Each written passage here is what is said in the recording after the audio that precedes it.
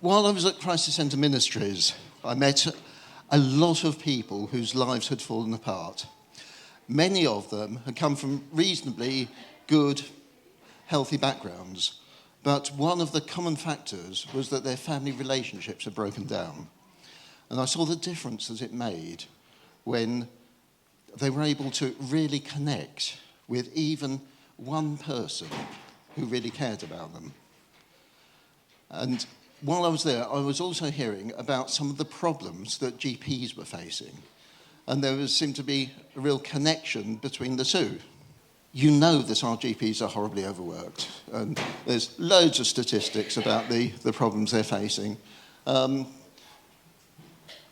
Just 30%, it seems, of the outcomes that they're looking for are determined by medical factors.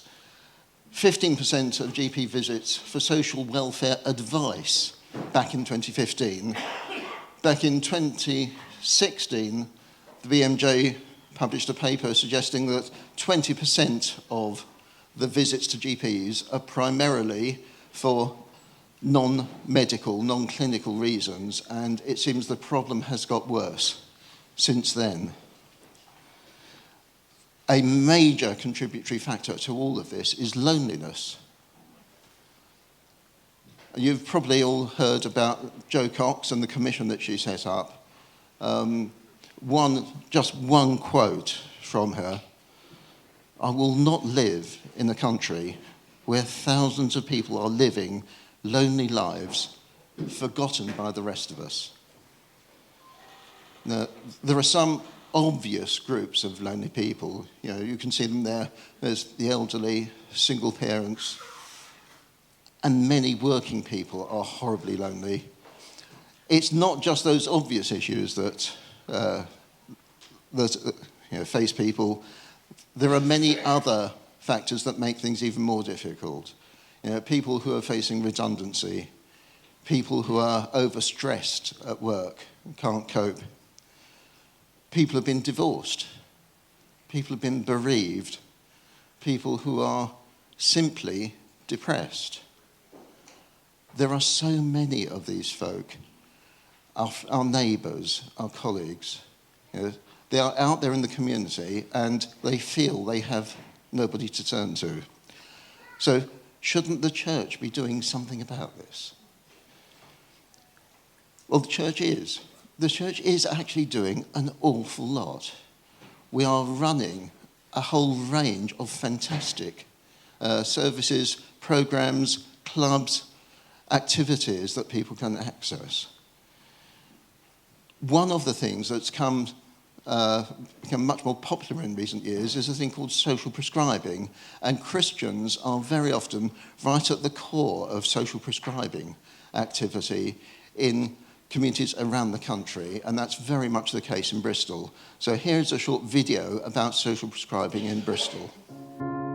Social prescribing is about community, it's about connectedness and belonging. We know that about 30% of people who go to a GP don't go for a clinical, medical reason, but for a social one.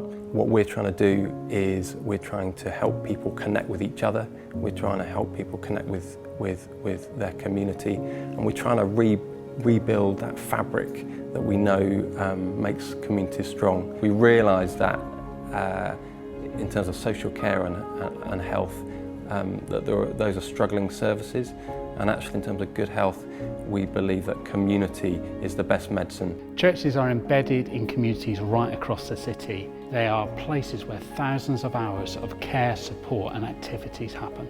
From young to old, churches provide hubs in communities for spiritual, mental and physical well-being. They're providing things like parent and toddler groups, youth work, senior citizen groups and food banks right across the whole city. Churches have been doing social prescribing informally for ages, and just play a fantastic role in our communities.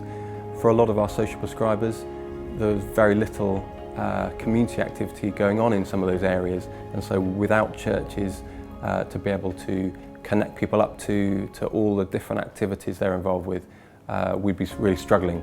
So in a sense, our encouragement is for churches to carry on doing what they're already doing, to provide those welcoming, inclusive spaces where people can connect and find places of belonging. People go to the GP and they get that chance with the doctor to talk about what's going on medically. But quite often people have lots of other things going on in their life. It can be things like social isolation or mental health struggles. And then what we'll do with people is link them with resources outside of the four walls of the GP practice. Some people say that by coming to the walk they feel more motivated in the rest of the week to look after themselves and to do more exercise as well. It keeps them active outside of the house, helps them keep their confidence of being outside and about in society, and it brings them enjoyment. It's something that goes in the diary that I know that I'm going to do, and it gives me something to look forward to. I've made new friends. I found it's very social. My wife has just retired now as well, and we said that we needed to do something where we would turn around and we would meet other people. I find that if you're down and you go with the group, by the time you finish what with the exercise and talking to the people, you feel on a different level. You know, even if you're a quiet person and you don't do a lot else, you feel that you belong to something. It's about relationships, and the smallest things can make the biggest difference, and to turning someone's life around, to making the change that they need to make in their lives.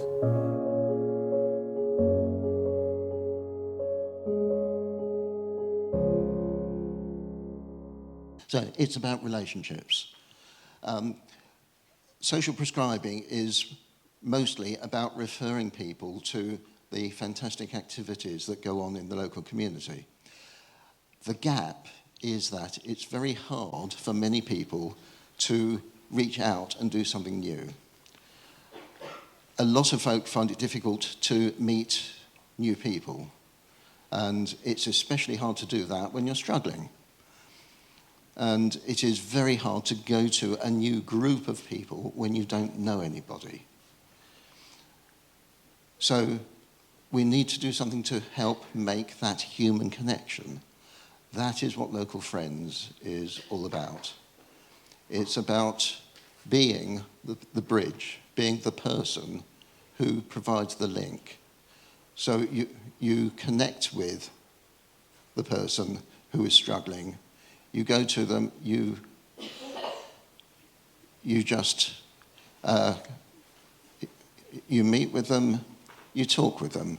You don't have to try to fix them. You don't have to try and sort their problems out. You just have to provide a human contact with them, get to know them. And then when they're ready, when they want to try something else, then instead of saying, there's a walking group over there, why don't you go to it? You can say, why don't we go together? Come with me. And you can provide a human link into the activity, into the things that are going on in the local community. And that is one of the desperate needs that the social prescribing people need. And I believe that in the church we are able to provide that personal link, that connection. And that's what I believe that we're being called to do. So, what can you do? Well, firstly, you can pray for this.